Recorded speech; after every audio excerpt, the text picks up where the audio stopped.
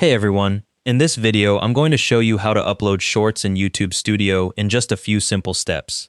Click the upload icon at the top right of your channel dashboard to open the Upload Videos dialog.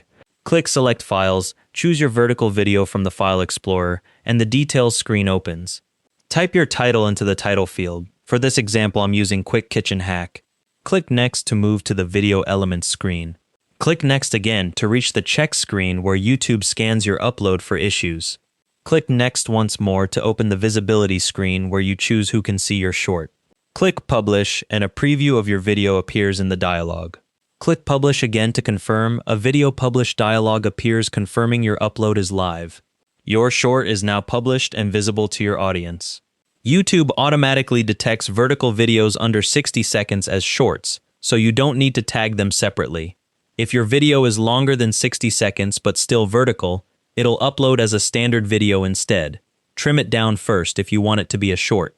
You can find all your uploaded shorts under the Shorts tab on your content page, where you can edit the title or description later if needed. And that's how to upload shorts in YouTube Studio. Thanks for watching, hope this helped.